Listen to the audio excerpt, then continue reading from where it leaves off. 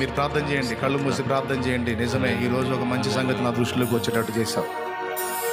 వ్యతిరేకమైన ఆలోచనలు, వ్యతిరేకమైన తలంపులు, వ్యతిరేకమైన కోరికలు నా బుర్రకే పుట్టించి నేనే వాటిని నమ్మేటట్టు చేసి నన్ను పతనం వైపుకు తీసుకెళ్తున్న దురాత్మ క్రియలను ఈరోజు నాకు బట్టబయలు చేసినందుకు నీకు స్తోత్రం ప్రభువా, స్తోత్రం. ఎప్పుడు మనసు నిరాశ నిస్పృహల్లో, కీడులో, అపవిత్ర ఆలోచనల్లో మునిగేటట్టు చేసి నన్ను బలహీనపరిచి నన్ను పాడు చేసినటువంటి అపవిత్ర ఆత్మల మాయా క్రియలన్నిటిని ఈరోజు నా ముందు బట్టబయలు చేసినందుకు నీకు వందనాలు తండ్రి, స్తోత్రాలు. నీ ఆత్మస్వరాన్ని గుర్తుపడతాను, నీ ఆత్మ నడిపింపును గుర్తుపట్టి ఆత్మానుసారంగా నడుచుకోవడానికి నన్ను నేను నీకు అప్పగించుకుంటున్నాను. ఆ వివేచన, ఆ మెళకువ, ఆ శక్తి, ఆ జ్ఞానము నాకు దయచే దేవా, నీకు స్తోత్రం. ప్రార్థన చేయండి, అందరూ ప్రార్థన చేయండి, విశ్వాసం ఉంచండి. వ్యతిరేకమైన ఆలోచనలు కలిగి ఉండొద్దు. దేవుడు నీకు తోడై ఉన్నాడు. నీ విషయమే తప్పకుండా దేవుడు జోక్యం చేసుకుంటాడు. నిన్ను బాగు చేస్తాడు, బంధకాల్లోంచి విడిపిస్తాడు, స్వస్థపరుస్తాడు, నీ జీవితాన్ని వెలిగిస్తాడు అనేది నువ్వు నమ్ము. నీ బతుకు తెల్లారిపోయింది, నీ చరిత్ర అయి పెరగబోతుంది, నీకేదో అయ్యిద్ది, నీ శరీరం పని అయిపోయింది, ఇంకా లైఫ్ లేదు, ఎక్కువ జీవితం లేదు, ఎక్కువ కాలం, ఇవన్నీ సైతాను ప్రేరణలో. ఈ ప్రేరణను గుర్తుపట్టి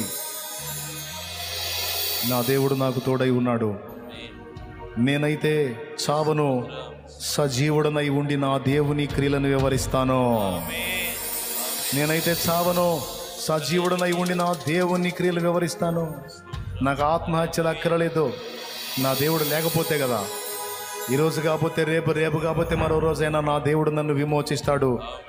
నా దేవుని వైపే చూస్తాను, నేను బ్రతుకుతాను అని. ప్రభువా, ఇదిగో నీ బిడ్డలు తీర్మానం చేస్తుండగా నీ బిడ్డను ధైర్యపరచు.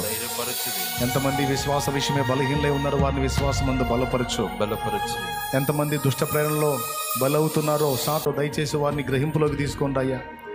వారిని మెళకువలోనికి తీసుకోండి, వివేచనలోనికి తీసుకోండి. వారు వాటిని పసిగట్టి గుర్తుపట్టి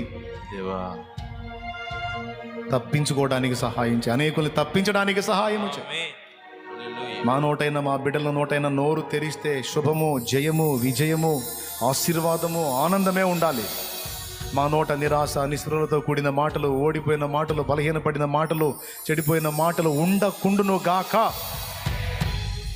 మా హృదయంలోను, మా నోటిలోను, మా ఆలోచనలో ఎల్లప్పుడూ కూడా శుభము, విజయము, జయము, స్వస్థత, ఆరోగ్యము, ఆనందము, దేవా నిన్ను బట్టి మహిమకరమైనటువంటి విషయాలే మా నోట ఉండునట్లు కృప చూపండి.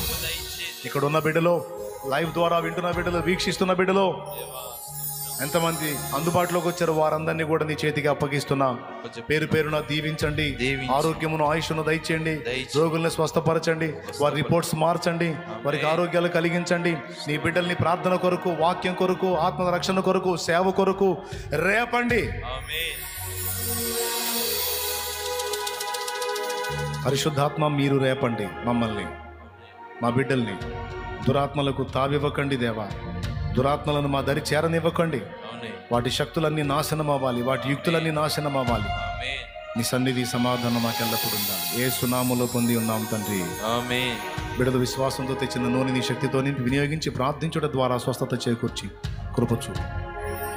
అది రోగుల మీద రాసి ప్రార్థించినప్పుడు స్వస్థతలు కలిగించి యేసు నామములో తండ్రి, ఆమేన్, ఆమేన్, ఆమేన్.